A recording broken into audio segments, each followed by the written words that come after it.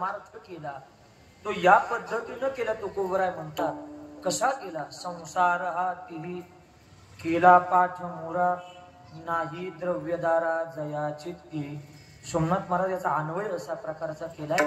खांदारकर महाराजांनी जया चित्ती द्रव्यदारा नाही तीही संसार पाठीमोरा केला. ज्याच्या चित्तामध्ये द्रव्य आहे, ज्याच्या चित्तामध्ये दारा आहे, ते संसार पाठीमोरा करू शकत नाही. संसार ते पाठीमागे टाकू शकत नाही, ते पुढे घेऊन चालतात.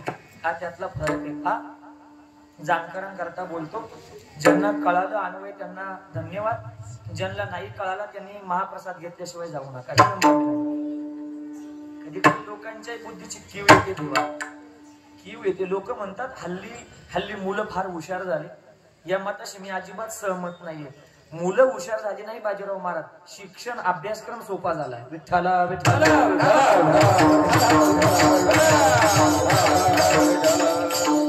ऐकण्याचा स्तर लोकांचा घसरला. त्याबद्दल आता मी काही बोलू शकत नाही. चला माझा मुद्दा इतकाच आहे.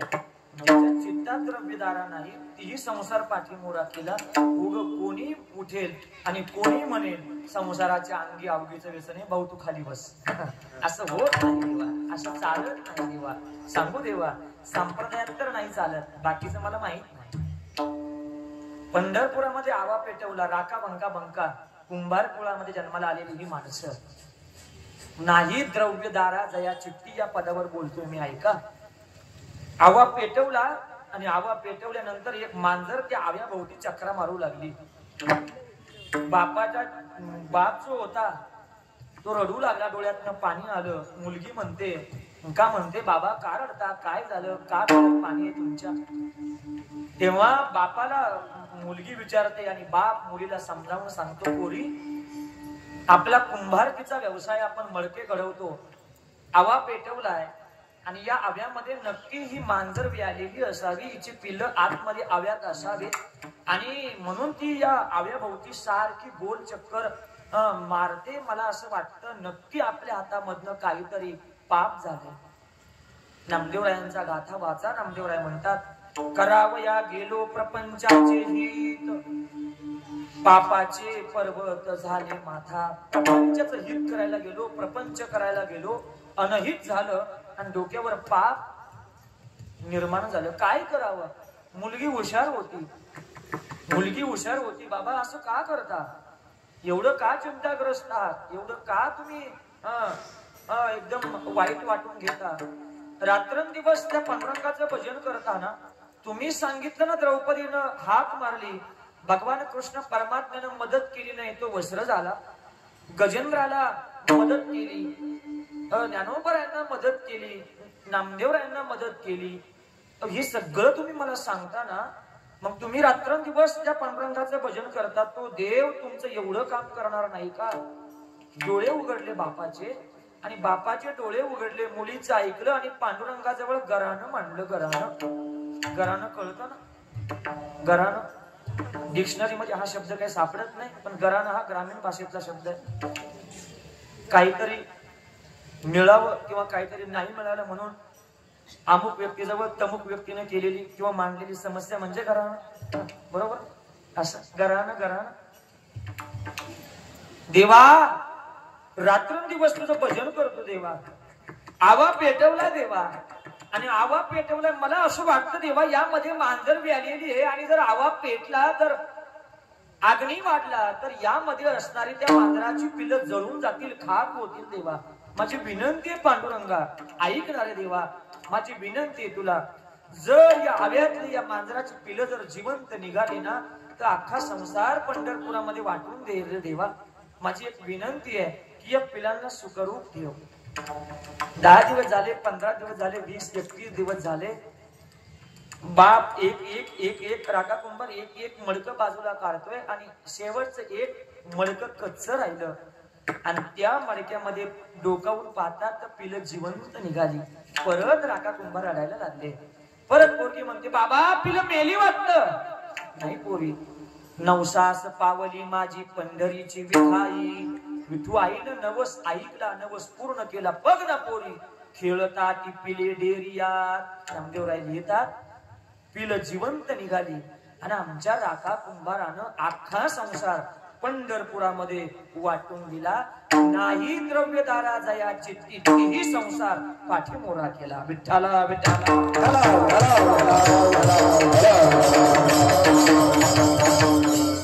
म्हणतात आम्ही हे प्रयत्नानं केलं, हे आम्ही अभ्यासानं केलं. थोडा आवाज दे मला. काही काही तथाकथित अर्ध्या हळकुंडानं पिवळी झालेली सुशिक्षित माणसं असं म्हणतात गणेश दादा की तुमच्या वारकरी संतानं, वारकरी संप्रदायातील महात्म्यांनी समाजाला आळशी केलं. अरे समाज मुळातच आळशी आहे. आलस्य ही मनुष्यानाम शरीरस्थ महान रिपू. आळस हा माणसाचा शत्रू आहे. मुळात माणसाच आळशी आहे. त्याला संत काय करणार आहे? आपल्या फक्त स्वार्थात, आपल्या हिताची, आपल्याला लागणारी तेवढी प्रमाणे लोकांनी पाठ केली. पण बाकीचे तुकोबरायांचा गाथा पाठ करायला काय वरून आपला आजा येणार आहे? तुम्हाला पाहिजे का मतलबी प्रमाण? जेवढी आपल्याला गरजेची आपण तेवढी पाठ केली. ठेविले आनंदे हा समयासी केले कर्म झाले. जेवढी गरजेची लोकांनी तेवढी पाठ केली. बाकीचे कोण पाठ करणार आहे? अहो लोक दिवस दिवस राजेश महाराज नको त्या गोष्टींवर चर्चा करतात, नको त्या माणसांची निंदा करतात. याचे कुटाळे कर, त्याचे कुटाळे कर. शिळे झालेले पेपर, वर्तमानपत्र लोक एकदा नाही, दोनदा नाही, 3-3 वेळेला वाचतात. पण या लोकांना माझ्या ज्ञानराजांची ज्ञानेश्वरी आणि तुकोबरायांचा गाथा वाचायला वेळ नाहीये. लोक वाचत नाही म्हणून वाचत नाही. डॉक्टर APJ अब्दुल कलाम असं म्हणतात, वाचाल तर वाचाल ना. त्यांचं वाक्य आहे, दोन गोष्टी वाचल्याशिवाय कळतच नाही देवा. मोठी माणसं आणि पुस्तकं ही वाचल्याशिवाय कळत नाही गायकवाड बाबा. ती वाचावी लागतात. आणि आपली तिथं बोंबाबोंब आहे.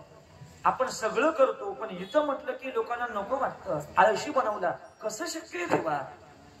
एका आईनं तक्रार केली तुकोबरांजवळ आपल्या मुलाची.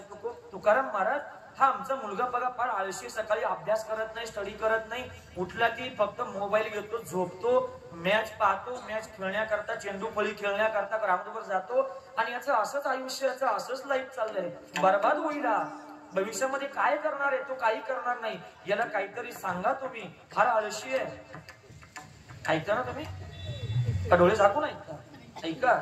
तुकोबराय जवळ एका आईनं तक्रार केली. तुकोबराय घरी गेले. दुसऱ्या दिवशी त्या मुलाला झोपेतनं जागा केला. उठ मूर्ख बावळट, झोपला. 8 वाजलेले.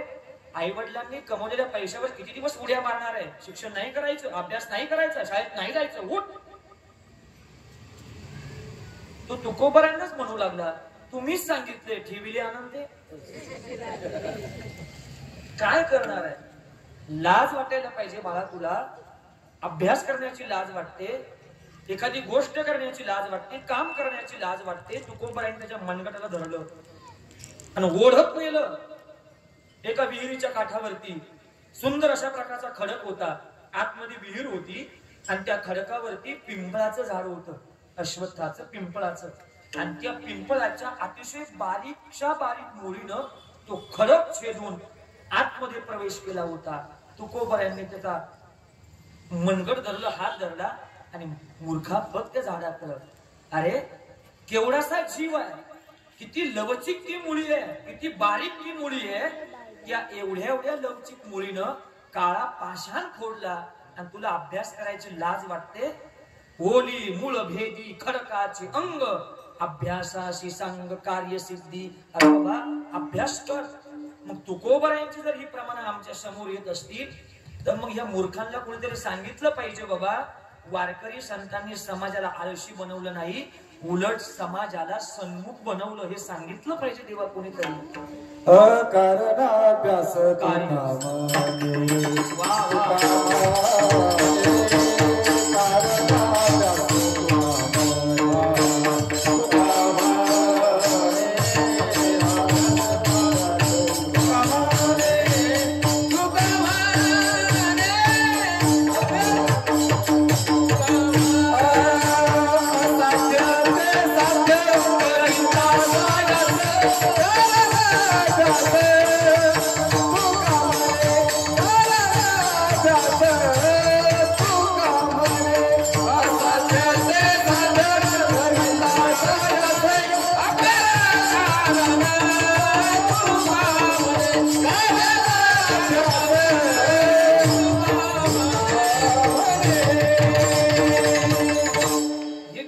संतांनी हे आम्हाला शिकवलं आणि लोक म्हणतात समाजाला आळशी बनवलं. हे समीकरण कुठे जुळवायचं देवा? एक सांगू देवा, ज्ञानेश्वरी आपल्याला कळत नाही, आपल्या बुद्धीचं अपयश आहे बाबा. तुकोबरायांचा गाथा तुम्हाला आम्हाला कळत नाही, आपल्या बुद्धीचं अपयश आहे.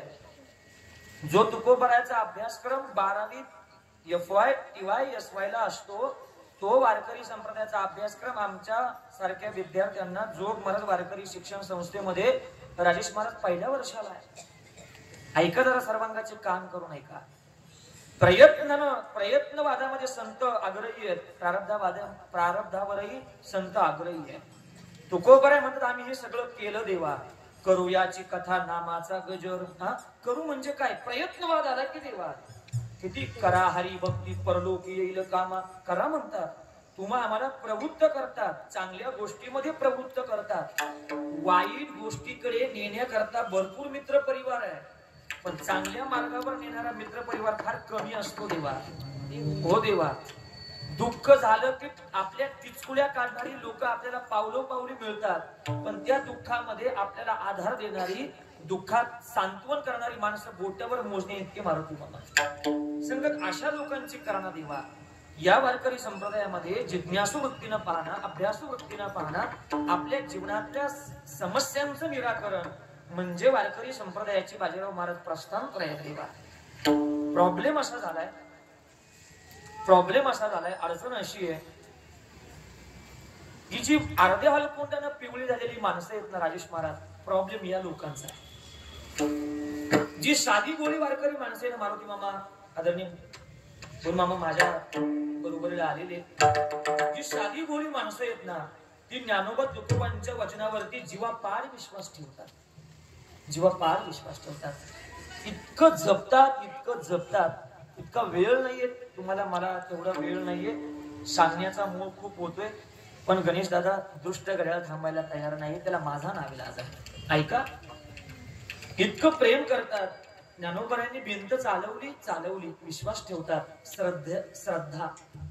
श्रद्धा ठेवतात आणि आपलं आयुष्य जगतात. बाबा या लोकांची तक्रार नाहीये देवा. एक सांगू देवा, माझं एक वाक्य एवढं घरी घेऊन जा. चिकित्सेतनं जन्म विज्ञानाचा आहे आणि श्रद्धेतनं भावनेतनं जन्म हा अध्यात्माचा आहे. तुमची भावना आणि तुमची श्रद्धा त्यातनं अध्यात्म उदयाला येतं, अध्यात्म कळतं आणि तुम्ही जेवढं चिकित्सा कराल ना, त्या चिकित्सेतनं विज्ञान जन्माला येतं. समजून घ्या मला काय बोलायचं आहे. शेवटी शिकलेली जी लोक आहेत ते पुरेपूर विश्वास ठेवतात. अशा मी एका माणसाचं जीवनपट आपल्या डोळ्यासमोर ठेवतो. लोक म्हणतात ज्ञानेश्वरी वाचल्यानं कुठे काय होणार आहे, तुकोबरायाचा गाथा कुठं काय होणार आहे, आणि वारकरी संतांनी समाजाला आळशी बनवलं. संसार हा तीही केला हा शब्द प्रयत्नवाद सांगतोय आम्हाला ना. या प्रयत्नानं जर केलं तर काय होतं एक उदाहरण सांगतो आणि पहिल्या चरणाचा भाव समाप्त करतो. काय होतं देवा, शिकलेली माणसं जरा ऐका थोडस. सर्वसामान्य लोकांची अडचण नाहीये, ती विश्वास ठेवतात, श्रद्धेनं या गोष्टी सांभाळतात. आई सांगते ना बाबा हा तुझा बाप आहे, जसा मुलगा डोळे झाकून विश्वास ठेवतो नाही, आई सांगते हा माझा बाप आहे ना, तसं वारकरी संत हे आमची आई आहे. त्यांनी सांगितलं ना बाबा हा बाप तुमचा आहे, तुम्ही याच्यावर विश्वास ठेवा. तुम्ही आम्ही साधकानं त्यांच्यावर जीवापाड विश्वास ठेवला पाहिजे. ही सायकॉलॉजी आहे, ही मानसशास्त्र आहे. ऐका देवा. 88-89 काळ, सर्वांगाचे कान करून ऐका. विदर्भ अकोला जिल्हा आणि अकोला जिल्ह्यामध्ये पांडुरंग महाराज भटकर नावाचे कीर्तनकार होऊन गेले. त्यांच्या मुलाचं नाव होतं विजय भटकर. काय नाव होतं बोला बाबा, काय नाव होतं? विजय भटकर. दिल्लीला वडिलांनी आपल्या मुलाला शिक्षणाकरता पाठवलं. दिल्लीमध्ये विश्वनाथ संस्कृत महाविद्यालय त्याची एक शाखा आहे, तिथे इंजिनिअरिंगचं शिक्षण घेण्याकरता विजय भटकर यांना ऍडमिशन करून त्यांना तिथं पाठवलं. आणि शिक्षण घेत असताना हळूहळू हे व्यक्तिमत्व मोठं व्हायला लागलं. काय नाव त्यांचं? ऐकून ठेवा. नाही कीर्तन लक्षात राहिलं तरी चालेल, एवढं एक नाव लक्षात ठेवा. आणि त्या काळी त्या कालावधीमध्ये आपल्या देशाचे पंतप्रधान राजीव गांधी होते. काय? राजीव गांधी. तुम्ही बोलावं जरा, बोला. काय होते? नाराज आहे का माझ्यावर? नाही. खूप सुंदर महाप्रसाद बनवलाय, फार सुंदर. आमटीचा इतका सुंदर वास माझ्यापर्यंत आलाय, तुमच्यापर्यंत नाही आला? बोला माझ्याबरोबर. आणि हळूहळू मोठं व्हायला लागलं. आणि तेव्हा पंतप्रधान राजीव गांधी असताना तेव्हा अमेरिकेकडं मागणी केली भारतातल्या दूतावासांनी. अशी मागणी केली की आम्हाला 15 ते 20 संगणक हवे आहेत. संगणक मराठीमध्ये त्याला कॅम्प्युटर म्हणतात, बरोबर, इन ब्रॅकेट कंसात, जाऊ द्या. फार फार दुर्दैव आहे, ऐका.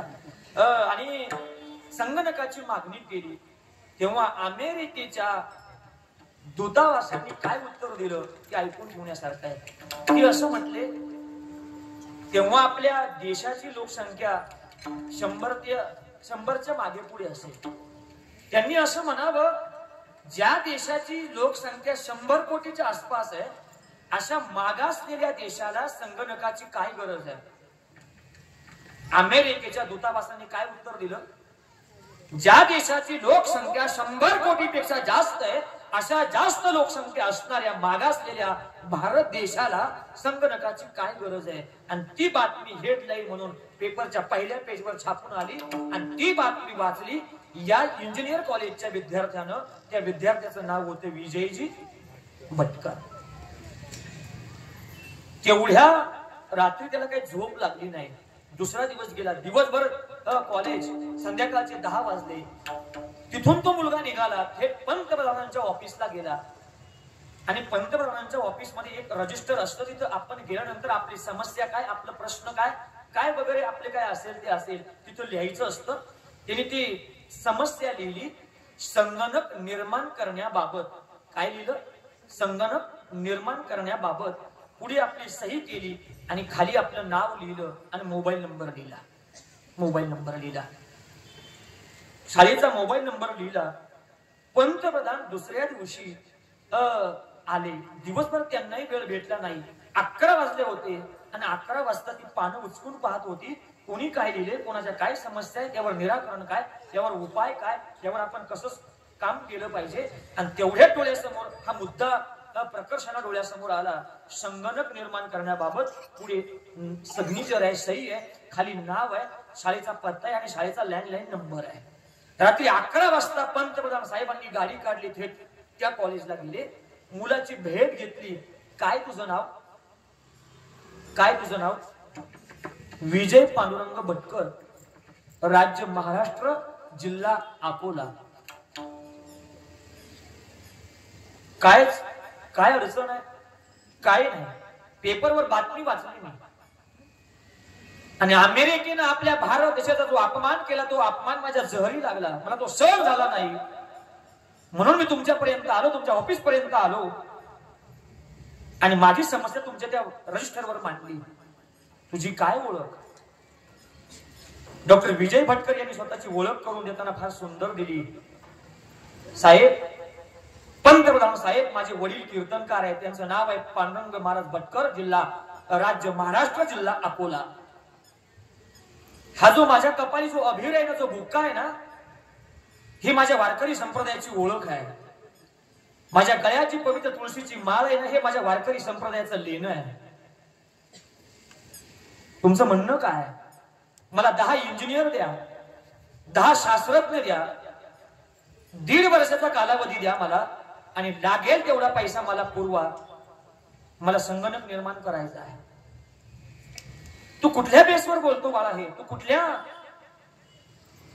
शक्तीवर बोलतो? हे माझ्या परंपरेतल्या त्या माणसानं उत्तर दिलं, काही नाही. माझ्या दिवसाची सुरुवात ज्ञानेश्वरी वाचनानं होते आणि माझ्या दिवसाचा शेवट तुकोबारायाचे अभंग वाचल्यानं होतो. फार गोड आत्मचरित्र आहे, फार सुंदर आहे. तुम्ही मला द्या. हे 12-13 वर्षाचा कालावधी गेला. कमी कालावधी मध्ये या माणसानं, या शास्त्रज्ञानं संगणक जन्माला घातला. काय जन्माला घातला? नुसतं कॅम्प्युटर जन्माला घातला नाही सुनील दादा, नुसतं कॅम्प्युटर नाही गणेश दादा, सुपर कॅम्प्युटर जन्माला घातला. आणि ही बातमी जेव्हा वाऱ्यासारखी संपूर्ण विश्वभर जगतभर जेव्हा पसरली तेव्हा अमेरिकेनं त्या माणसाकडे एक विनंती केली की आम्ही तुम्हाला अमेरिकेचं नागरिकत्व देतो, माग तेवढी रक्कम देतो, तुमच्या प्रत्येक घरातल्या माणसाला, घरातल्या व्यक्तीला अमेरिकेचं नागरिकत्व देतो, तुम्ही फक्त आमच्या या अमेरिकेच्या राष्ट्रामध्ये येऊन तुम्ही राहावं. तुमच्यासारख्या हुशार माणसांची आम्हाला गरज आहे, हुशार माणसांची गरज आहे. तेव्हा त्या भारतीय दूतावासानं जे उत्तर दिलं ते उत्तर फार फार गोड आहे, फार गोड आहे. त्यांनी जेव्हा आपला अपमान केला होता तेव्हा असं सांगितलं होतं की ज्या देशाची लोकसंख्या 100 कोटीपेक्षा जास्त आहे, अशा जास्त लोकसंख्या असणाऱ्या, मागासलेल्या लोकसंख्या असणाऱ्या देशाला संगणकाची काय गरज आहे, असं त्या लोकांचं स्टेटमेंट होतं. आमच्या भारतीय दूतावासानं उत्तर दिलं, आमच्या भारतीय दूतावासानं उत्तर दिलं, तुम्ही माझी तुम्ही चॉईस करता, तुम्ही चॉईस केली माझी, तुम्ही मला बोलवता. आमच्या भारतीय दूतावासाने गणेश दादा उत्तर दिलं, पहा तुमचा बुद्ध्यांक किती आहे. ती असं म्हणतात, अमेरिका सारख्या मागासलेल्या देशामध्ये मला जॉब करायचा बिलकुल इंटरेस्ट नाहीये. आनंद तर याच्या पुढचा आहे देवा. जिकडे तिकडे वाऱ्यासारखी बातमी पसरली. या विद्यार्थ्यानं सुपर संगणक, सुपर कॅम्प्युटर जन्माला घातला. सन्मान करायचं ठरवलं, पंतप्रधान त्यांचा सन्मान करणार आहे. बोलवलं, बसवलं चेअरवरती, खुर्चीवरती बसवलं. पुढे टेबल आहे, शेजारी पंतप्रधान साहेब बसलेले आहेत आणि टेबल वरती संगणक आहे. आता संगणकाची पूजा करायची आहे, पूजा करायची आणि पूजा करण्याकरता साहेबांच्या अगोदर त्या मुलाला, त्या लेकराला उठवलं, तुम्ही पूजा करा, अगोदर पूजा करा. ते म्हटले मी पूजा करणार नाही, मला एक गाडी द्या, एक ड्रायव्हर द्या. ड्रायव्हर घेतला, गाडीमध्ये बसले, कॉलेजवरती गेले आणि ज्ञानेश्वरी घेऊन आले. सुंदर अशा प्रकारचं आसन तयार केलं आणि त्या सुपर कॅम्प्युटर शेजारी ज्ञानेश्वरी ठेवली. गांधी घराणं शेवटी नास्तिक विचारांना खत पाणी घालणार गांधी घराणं. ज्ञानेश्वरी पूजनाची तुम्हाला काय गरज आहे, तुम्ही असं का करता?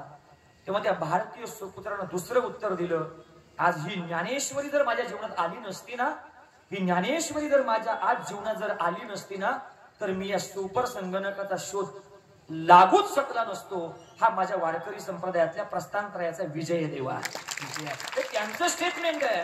मी फक्त तुम्हाला सांगतोय, आत्मचरित्र वाचा, ज्ञानोबरायांचा 12वा अध्याय काढा. काय होतं अभ्यासानं, काय होतं? ज्ञानोबराय म्हणतात, पै अभ्यासाची निबळे, एका गती अंतराळे, व्याघ्र सर्प प्रांजळे. की अभ्यासानं काय होतं? अभ्यासानं आकाशामध्ये फिरता येतं देवा. अभ्यासानं काय होतं? समुद्रावर चालता येतं. अभ्यासानं काय होतं? वाघ आणि सर्प दोघांना एकत्र करता येतं. कशामुळं? या अभ्यासानं. माऊली पुढे म्हणतात, विष की आहारी पडे, समुद्री पाय वाट जोडे, किंवा ब्रह्म ठोकडे केली. की अभ्यास जर केला तर विष पण पचवता येतं देवा. किती ज्ञानोबराय लिहितात. एक सांगू देवा, हे सगळं अभ्यासानं मिळतं, अभ्यासानं प्राप्त होतं.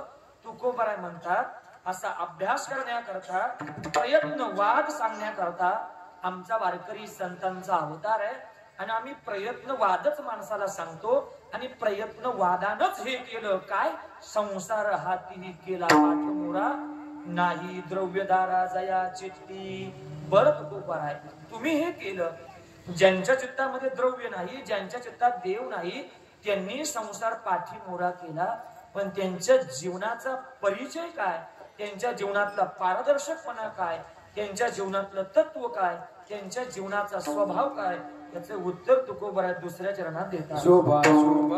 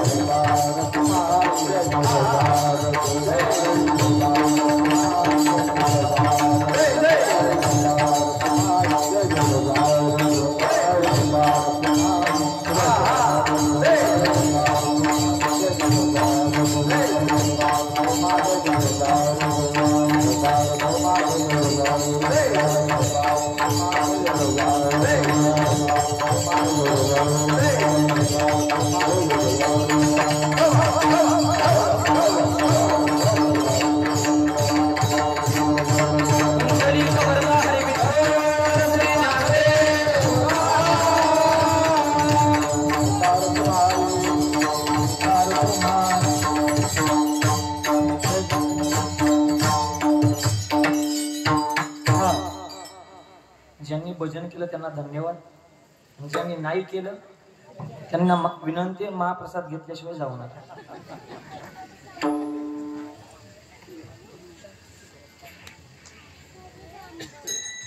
डोळे उघडे आहेत ना?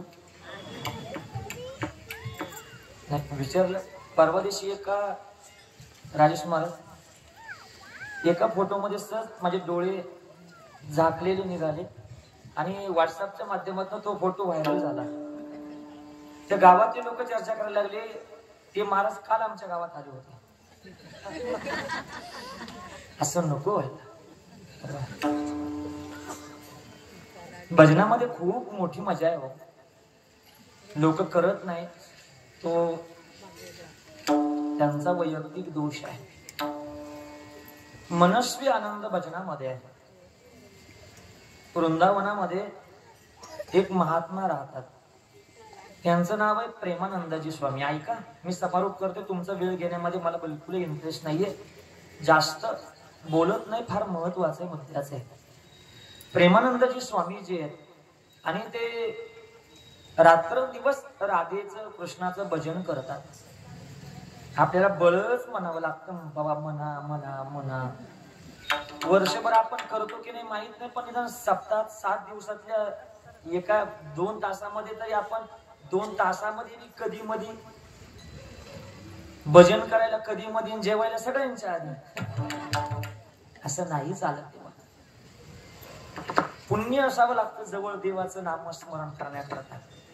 एक युक्तिवाद सांगितला होता आमच्या श्री गुरु चैतन्य महाराज देगलूरकरांनी.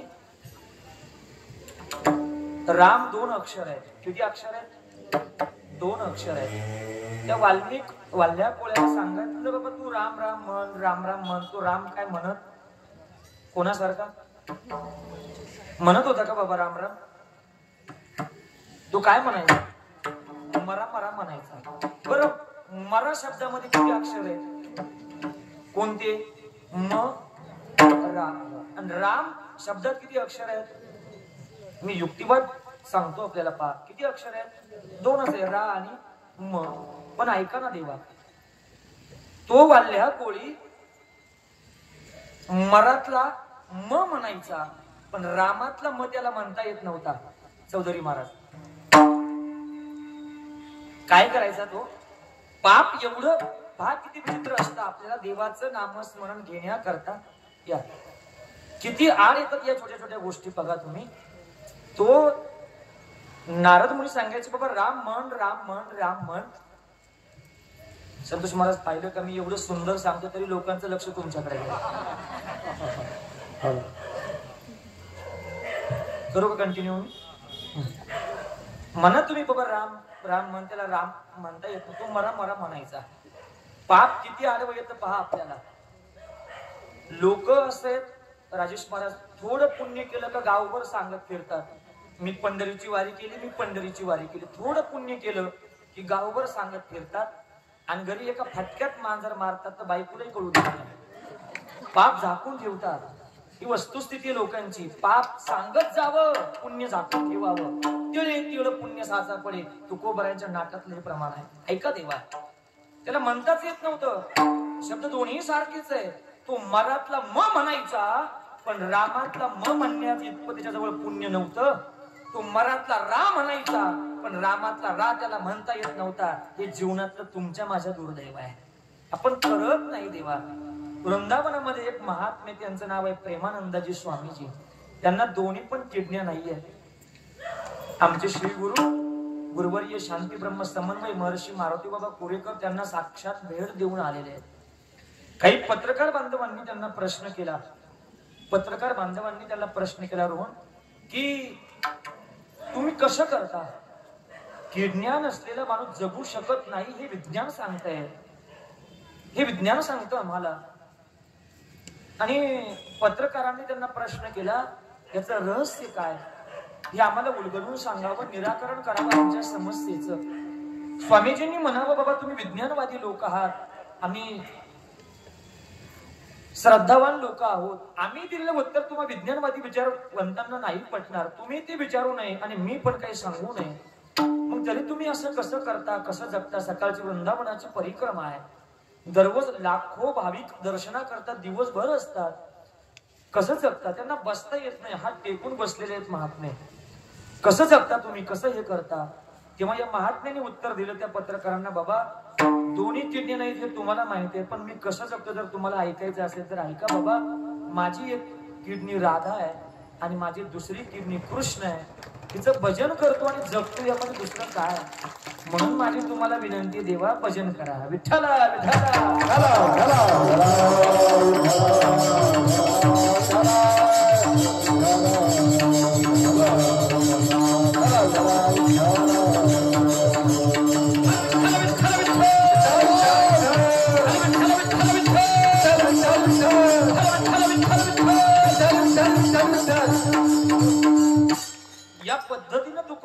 भाव आहे तुकोबराय म्हणतात शुभाशुभ नाही हर्षामर्ष अंगी जनार्दन जगी होऊन ठेला. या महात्म्यांच्या जीवनात सुख जरी आलं तरी उन्मत्तपणा नाही देवा.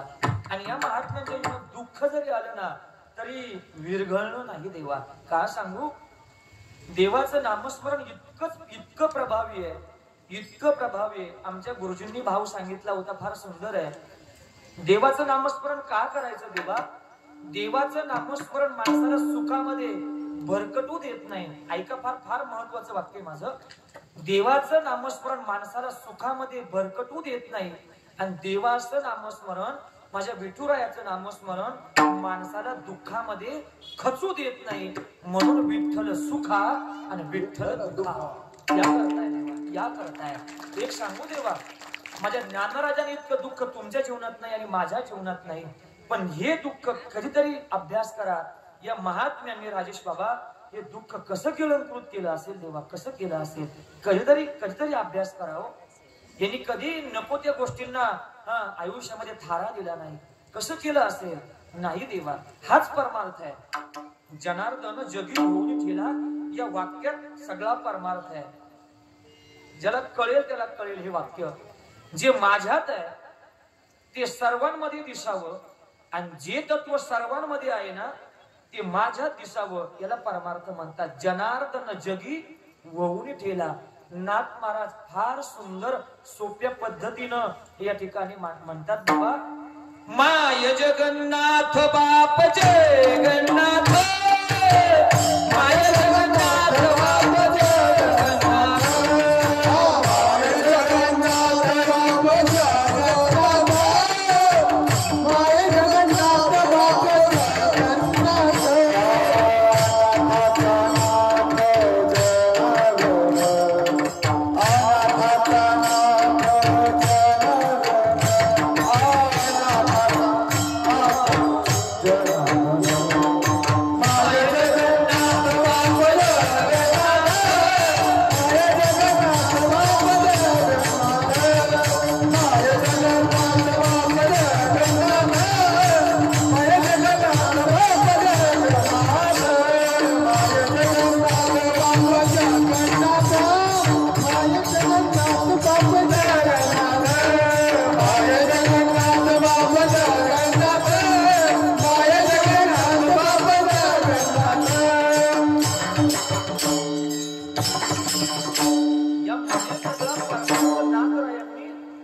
बांधून ठेवलाय.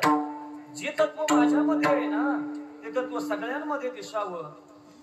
जो ज्या रामेश्वराला मला जायचंय ना पाणी घेऊन, अरे तो रामेश्वर या गाढवामध्ये का नाही, या कुत्र्यामध्ये का नाही, त्यांच्यामध्ये आहे.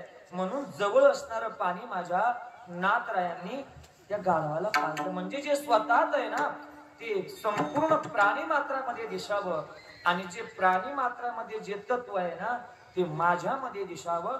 शुनीचैव स्वपाकेच पंडितः समदर्शिनः. जे तत्व सगळीकडे तेच मला प्रकर्षानं दिसून येतं. म्हणून नामदेवरायांचा फार मोठा व्यापक सिद्धांत आहे. सर्वाभूती पाहे एक वासुदेव उसुनिया ठाव अहंतेचा, असा भाव आहे. शुभाशुभ नाही आणि हर्षामर्ष नाही, सुख दुःख नाही देवा. माझ्या नाथ बाबांनी तुकोबारायानंतर अजून सोपं करून मांडलं. पहा तुम्ही, नाथ महाराज वासुदेवामध्ये असं म्हणतात, सुख दुःख समान सकल जीवांचा कृपाळ, ज्ञानाचा उद्बोध भक्ती प्रेमाचा कल्लोळ, सुखही नाही आणि दुःखही नाही. केंदूर बाबळ नावाचं गाव आहे जुन्नर तालुक्यामध्ये आणि केंदूर बाबळ जवळ त्या महात्म्यांचं जीवन आणि त्या अशाच प्रकारचं आहे. त्यांना भेटण्याकरता काशीवरनं महात्मे आले.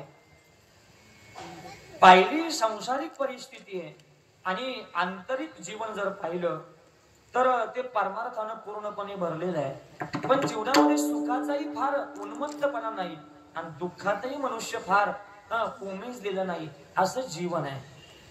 तुम्ही संत चरित्र वाचा, तुम्ही त्यातनं माणसाला एक वेगळी ऊर्जा मिळत असते, एक वेगळं टॉनिक त्या माध्यमातून तुम्हाला आम्हाला मिळत असतं. जीवन जगण्याकरता एक वेगळी दिशा मिळत असते देवा. जीवन जगण्याकरता केवळ नुसता पैसाच असतो, पैसाच लागतो असं मी म्हणणार नाही देवा.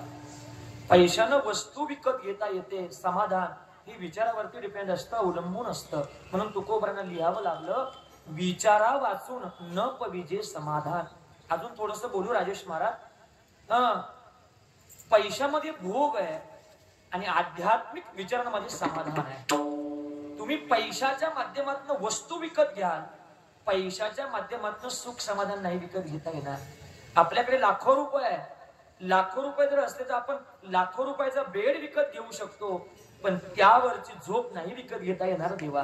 महाभारत फार सुंदर लिहितं, फार सुंदर सांगतं महाभारत. असं म्हणतं बाबा, जर रात्री झोप चांगली यावी जर असं वाटत असेल तर दिवसभराचं कर्म चांगलं असावं. म्हातारपण जर चांगलं जावं जर अशी आपली प्रामाणिक इच्छा असेल तर तरुणपणामध्ये मनुष्य चांगला वागला पाहिजे, चांगला बोलला पाहिजे, चांगलं खाल्लं पाहिजे, चांगलं पिलं पाहिजे, चांगला आचार, चांगला विचार, चांगला आहार, चांगला विहार, या सगळ्या जीवनामधल्या असणाऱ्या मूल्यांची जडणघडण ही आयुष्यामध्ये सूत्रबद्ध असायला हवी, तर म्हातारपण सुखात जाईल. दिवसभर चांगलं वागावं तर रात्र चांगली जाईल, तरुण पण चांगलं असावं तर म्हातारपण चांगलं जाईल, आणि आयुष्यभराचा प्रवास इतका सुंदर असावा की जेणेकरून आपला मृत्यू सुखकर होईल देवा. एवढं जीवनभर कर्म चांगलं असावं. यामध्ये जीवनाची इति कर्तव्यता आहे, इति कर्तव्यता आहे. नाहीतर आम्ही पाहतो डोळ्यानं महाराष्ट्रभर फिरताना, अरे बाप रे बाप, ज्यांनी आयुष्यभर नको त्या गोष्टी केल्या आणि त्यांचा अंतकाळ कसा झाला, आणि त्यांच्याच दशक्रियेला सोमनाथ महाराज आपली प्रवचन. काय बाबा, तो कसा मेला याची ओवीच जर ज्ञानेश्वरीत नाही तर काय बोलावं. पण मजबुरी का ना, ते तुमचं तुम्ही म्हणा. वस्तुस्थिती हो देवा, एक सांगू देवा, जीवन तुम्ही फार मोठे व्हा, माझं असं दुमत नाहीये, पण माणसानं आयुष्यभर एवढं तरी चांगलं वागलं पाहिजे की श्रद्धांजली वाहत असणाऱ्या माणसाला या माईकवर आपल्याबद्दल 4-2 शब्द चांगले बोलता आले पाहिजे. बस एवढं तरी चांगलं असावं जीवन. श्रीमंती गरिबी हा प्रत्येकाच्या वैयक्तिक प्रारब्धाचा विषय आहे. समारोपाकडे मी प्रवेश करतोय.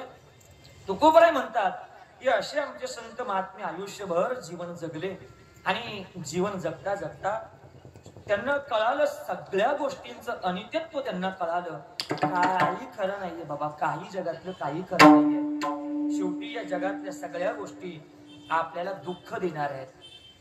काय करणार आहे, जे कमवलं त्यातनंही सुख मिळत नाही ते दुःखाला जन्म देणार आहे. भोगे रोग भयम कुलच्युती भयम वित्ते नृपाला भयम. भोगात रोग आहे, काय करावं. अंततोगत्वा तुकोबरायांचा फार गोड सिद्धांत आहे. उदाहरण सांगतो आणि मग अभंगाचा या शेवटच्या चरणाचा समारोप करतो. नावेलाच असतो महाराज, कधी कधी मानवी जीवनाला जगावं लागतं. बीड जिल्ह्यामध्ये एक अंध व्यक्तिमत्व जन्माला आलं. ऐका, अंध व्यक्तिमत्व जन्माला आलं.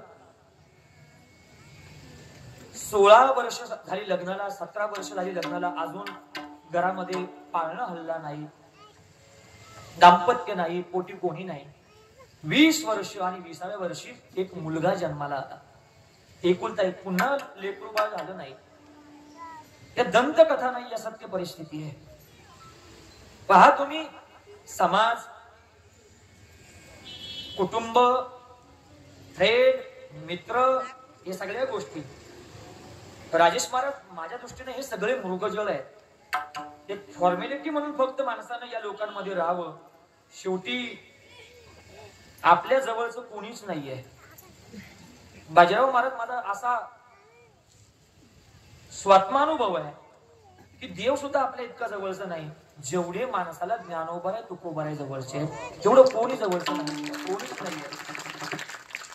समाज आज टाळ्या वाजवतोय, समाज आज टाळ्या. आम्ही तर या समाजाच्या कधीच आहारी जाणारी माणसं नाहीये. काय तुमच्यावर काही आमचं अवलंबून नाही तेव्हा. तुम्ही फक्त आम्हाला पुढल्या वर्षी कीर्तनाला बोलवणार नाही, तुम्ही आमचं एवढंच करू शकता, दुसरं काय करणार आहे. समाजाकरता कधी आम्ही परमार्थ करतच नाही देवा, करतच नाही. राजेश महाराज, माझे गुरुजी गुरुवर्य गाथा मूर्ती रामभाऊ महाराज राऊत, तुम्ही नाव ऐकून असाल देवा. ज्यांच्याकडे आम्ही तुकोबरायांचा गाथा शिकलो, त्यांच्या मुखातली वाक्य, समाजाच्या कधी आहारी जाऊ नका, आपल्या मस्तीत परमार्थ करा. समाज जोपर्यंत या वादकाच्या बोटात ताकद आहे ना तोपर्यंत हा समाज या वादकाच्या बोटावर प्रेम करेल देवा. जोपर्यंत या गायकाच्या कंठात ताकद आहे ना तोपर्यंत हा समाज गायकाच्या कंठावर प्रेम करेल. आणि जोपर्यंत कीर्तनकाराच्या ओठात ताकद आहे ना तोपर्यंत हा समाज कीर्तनकाराच्या ओठावर प्रेम करेल. जेव्हा काळ निघून जाईल, वेळ निघून जाईल आणि जेव्हा वय होईल तेव्हा ही माणसं म्हणतील महाराज आता तुम्ही घरीच आराम करा. समाज काल प्रामाणिक नव्हता, समाज आजही प्रामाणिक नाहीये आणि समाज पुढे प्रामाणिक राहील. कशावरून देवा? आळंदीमध्ये फुटवाई धर्मशाळा म्हणून तुम्ही ऐकून असाल. धर्मशाळा आम्ही विद्यार्थी अवस्थेमध्ये असताना आम्ही नेहमी कीर्तन ऐकायचो, ज्यांचं नाव तुम्हाला मी प्रस्तावनेमध्ये सांगितलं. गुरुवर्य वैकुंठवासी प्रातस्मरणीय काव्य तीर्थ वेदांत वाचस्पती जगन्नाथ अण्णा पवार. सोमनाथ महाराज आम्ही सोबती असायचो. जर अण्णांची कीर्तन जर असली ना तर फ्रूटवाली धर्मशाळेमध्ये 3-3 तास राजेश महाराज लोक गर्दी करून बसायचे त्यांचे कीर्तन ऐकण्याकरता. इतकी अण्णांची वाणी प्रभावी होती. परत असा बघता संप्रदायात होणेच नाही, इतकी प्रचंड प्रगल्भता विद्वत्ता त्या माणसांमध्ये होती. पण अण्णांना कॅन्सर झाला, वाणी गेली, अण्णांची वाणी गेली. आणि वाणी गेल्यानंतर त्याच धर्मशाळेतल्या लोकांनी अण्णांची खुर्ची बाजूला सरकवली आणि तिथं परम पूजनीय गुरुवर्य ढोक महाराजांची कीर्तन चालू केली. हे समाजातलं कटू सत्य आहे. हे समाजात जर त्यांची जर अशी अवस्था होत असेल तर आमच्यासारख्या 2-3 टिपणावाऱ्या महाराजांची काय अवस्था होईल देवा, याचा विचार न केलेला बरा आम्ही. ही वस्तुस्थिती आहे. समाज आहे शेवटी. काय अवघड आहे देवा. आणि हळूहळू मुलगा मोठा केला, MBBS डॉक्टर बनवला. सत्य परिस्थिती आहे. कधीतरी मला निवांत या घटनेबद्दल विचारा, मी तुम्हाला सांगेल. कीर्तन संपल्यावर सांगेल, मला कॉल करा सांगेल. MBBS डॉक्टर केला, मुलाचं लग्न केलं. आणि मुलाचं लग्न करण्याचं कारण बरोबर ज्या काळामध्ये पत्नीची गरज होती त्या काळामध्ये पत्नी एक्सपायर झाली, मरण पावली. मग भाकरीची सोय काय म्हणून त्या अंधाऱ्या माणसानं मुलाचं लग्न केलं. मुलगी पण डॉक्टरीन पाहिली, ती MBBS झालेली होती. 1 महिने 2 महिने 3 महिने झाले, बिचारीनं तिचे रंग दाखवायला सुरुवात केलं. इन ब्रॅकेट कंसामध्ये मला जे बोलायचं ते तुम्हाला समजलं. ऐका, पलीकडच्या रूम मध्ये बाप झोपलेला आहे, आंधळा बाप आहे. आणि इकडची मुलगी म्हणते माझ्या बापाने मला एवढं शिकवलं, लहानचं मोठं केलं, तुमच्या अंधाऱ्या बापाची सेवा करण्याकरता नाही. माझ्या मागे पेशंट असतात, माझ्या मागे दिवसभराचा व्याप आहे, मला हे सगळं करण्याकरता वेळ नाही. एखादी महिला ठेवा, धुणं भांडे वगैरे ती सगळं करेल. मला या छोट्या मोठ्या गोष्टी करायला, मला तुमची सेवा करायला, मला तुमच्या बापाची सेवा करायला मला वेळ नाहीये. आणि जर नसेल हे अग्री तुम्ही होते या गोष्टीला तर बापाला उचला आणि कुठेतरी नेऊन टाका. झालं ठरलं. शेवटी नाविलाज झाला. शेवटी त्यानं त्याचं नाही ऐकलं, त्यानं तिचं ऐकलं. बापाला उचललं, गाडीमध्ये घेतलं आणि आळंदीला आले.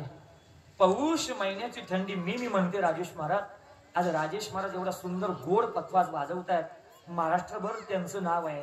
पण त्यांना विचारा, जेव्हा तुम्ही पखवाज शिकत होते तेव्हा बोट काय म्हणत होते? बोट फुटून रक्तानं पुढी ओली झाली असेल बाबा, कारण ती सेवा थोडी आम्ही केली म्हणून. समानशीले व्यसने सुशक्यम, आम्ही समदुःखी आहोत दोघे म्हणून ते मला कळतं. त्यातलं थोडं म्हणजे जास्त नाही, कामापुरतं आपलं बस एवढंच. आणि पौष महिन्याची थंडी. मी म्हणते आळंदीच्या घाटावर विद्यार्थी पहाटेच्या काळामध्ये रियाज करतात आणि तिथं वडिलांना आणून सोडलं. मी काहीतरी तुम्हाला खायला घेऊन येतो म्हणून तिथं सोडलं, परत तो काही आला नाही. बाप वाट पाहतोय, आता येईल, थोड्या वेळात येईल, आता येईल, थोड्या वेळात येईल. अरे माझा मुलगा आहे, तो गद्दार नसणार आहे, तो मला धोका देणार नाही. बाप एक मन बापाचं म्हणत होतं आणि दुसरं मन बापाचं म्हणत होतं, अरे माझं रक्त आहे ते गद्दार नाही हे मला माहिती आहे, पण त्या रक्ताला दुसरं रक्त कनेक्ट झालंय ना, मार इथं बसलाय. काय करणार आहे? काहीच नाही. शेवटी नाविलाज झाला. कोणीच कोणाचं नाही देवा.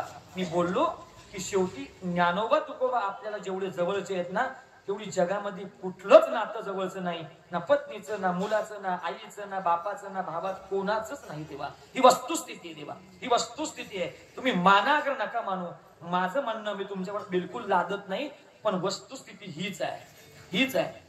काय करावं काही कळेना. विद्यार्थ्यांना शेवटी जवळ असणारी ब्लँकेट त्या आंधळ्या माणसावर टाकली. रात्रभर कुडकुडीत म्हातारं आळंदीच्या घाटावर तिथं झोपी गेलं. पोटामध्ये अन्नाचा कण नाही. सकाळी उठलं, विद्यार्थ्यांबरोबर माऊलींच्या मंदिरामध्ये आलं.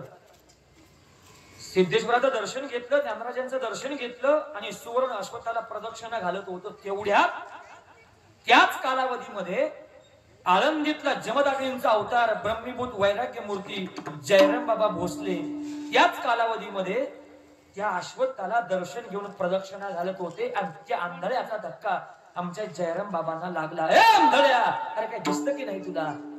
डोळ्यात पटकन पाणी आलं, पोटात काही नव्हतं, बटकन खाली पडलं आणि हात जोडले. बाबा, मला जर दिसत असतं ना बाबा, माझी ही अवस्था झाली नसती.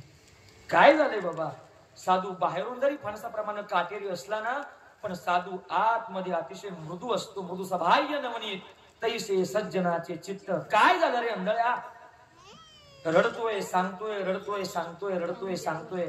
सगळं ऐकून घेतलं आमच्या जयराम बाबांनी, सगळं ऐकून घेतलं. देवा नेलं सिद्धबेटामध्ये, विद्यार्थ्यांची उरलेली मधुकरी खाऊ घातली. आंधळ्या खाई मधुकरी, पण एक काम कर, या मधुकरीशी प्रामाणिक राहा, या मधुकरीशी परत गद्दारी करू नको.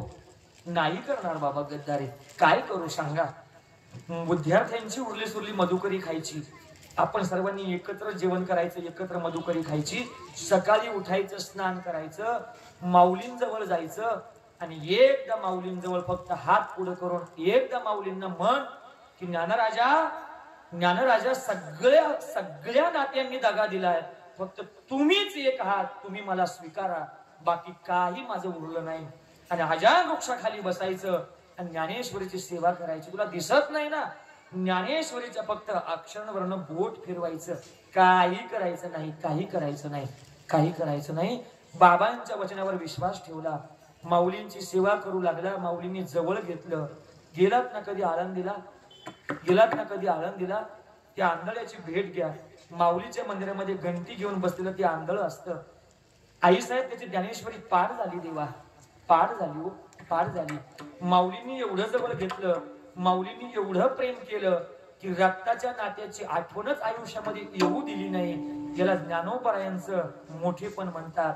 ज्ञानाई तुकाई हे वारकऱ्यांचे प्राण आहे. देवा प्राण आहे. जगानं तिरस्कार केला. आणि म्हणून माझं एक वाक्य नेहमी लक्षात ठेवा, जेव्हा संकट काळामध्ये, जेव्हा जगाचे दरवाजे बंद होतात ना, संकट काळामध्ये, प्रतिकूल परिस्थितीमध्ये जेव्हा या जगाचे दरवाजे बंद होतात ना, तेव्हा आमच्या जगदीश्वराचे दरवाजे खुले असतात. हे कटू सत्य आयुष्यभर लक्षात ठेवा. जेव्हा जगत कामाला येत नाही, तेव्हा जगदीश्वरच कामाला येतो.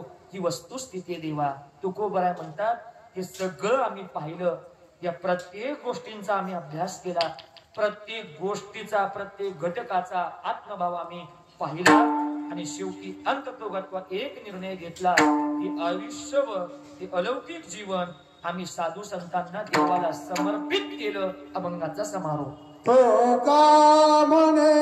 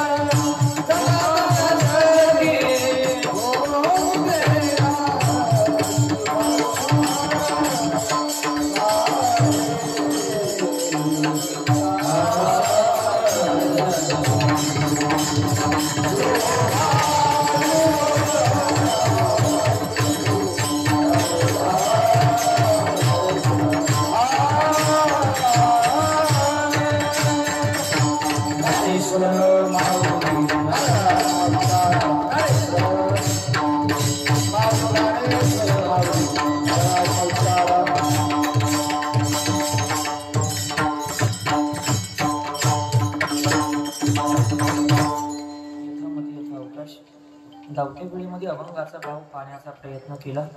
अभंगाचा भाव असाच असेल असा माझा दावा नाहीये.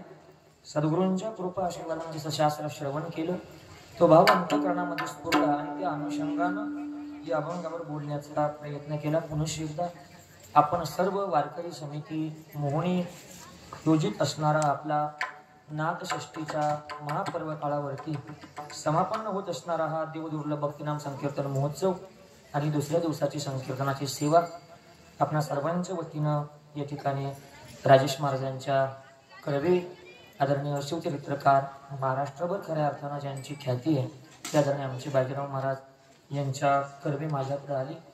त्या अनुषंगानं तुम्हा देवरूप श्रोतृ वर्ग आदरणीय दोन्ही महाराजांची या ठिकाणी ऋण व्यक्त करतो. आपल्या सर्व समितीतल्या सर्व सदस्यांचं ऋण त्या अनुषंगानं व्यक्त करतो. तुकोबारायांच्या अभंगावर बोलण्याचा प्रयत्न केला. जे चुकीचे आहे ते बुद्धीचे दोष, जे बरोबर आहे ते सद्गुरूंचं आहे, ते गुरुवर यांचं आहे, ते संग्रहित ठेवा. आणि त्या अनुषंगानं आमच्या बरोबर आलेले आदरणीय आमचे सन्मित्र गणेशजी चौधरी असतील, पायी पालखी सोहळ्याचे अध्यक्ष आदरणीय आमचे मारुती मामा असतील, सुनीलजी भोर असतील, रोहनजी भोर असतील, विशालजी नवरे असतील, आदरणीय आमचे भोईर मामा असतील, आदी करून सर्वांप्रती त्या अनुषंगानं कृतज्ञता भाव व्यक्त करतो. 2 वाक्य सांगतो आणि वाणीला विराम देतो. आपल्या मुलांना एवढं पण अडाणी ठेवू नका की त्यांना उद्या या पापी विश्वासी संघर्ष करता येणार नाही. आपल्या मुलांना एवढं पण अडाणी ठेवू नका की उद्या या मुलांना पापी विश्वासी या जगाशी संघर्ष करता येणार नाही. पण आपल्या मुलांना गड्या एवढं पण शिकवू नका की आम्ही मेल्यानंतर त्यांना सुट्टीवर यायला सुद्धा लाज वाटेल. बस एवढं शिकू नका. ज्यांच्याकडे सत्ता आहे, ज्यांच्याकडे संपत्ती, ज्यांच्याकडे तारुण्य आहे, त्यांनी आयुष्यामध्ये या गोष्टीचा विपर्यास केला. बाजीराव महाराज त्यांचे इतिहासात दुर्योधन झाले. पण ज्यांच्याकडे सत्ता होती, संपत्ती होतं, पद पैसा प्रतिष्ठा सगळं होतं, हे सगळं असून ज्यांनी उभ्या आयुष्यामध्ये आपल्या कारकिर्दीमध्ये जगद्गुरु श्री तुकोबा यांचे कीर्तन समोर बसून ऐकले, त्यांचे इतिहासात छत्रपती झाले. ही समाजाची वस्तुस्थिती आहे. आणि म्हणून एक महत्वाचे अशा प्रकारचे आचारसंहितेने जीवन आपल्या सर्वांचं असावं एवढीच विज्ञापना सद्गुरु जोग महाराज, श्रीमंत श्री महावैष्णव भगवान ज्ञानोबराय तुकोबराय एकनाथ महाराज यांच्या चरणी समर्पित करतो. वाणीला पूर्ण विराम. भानुदास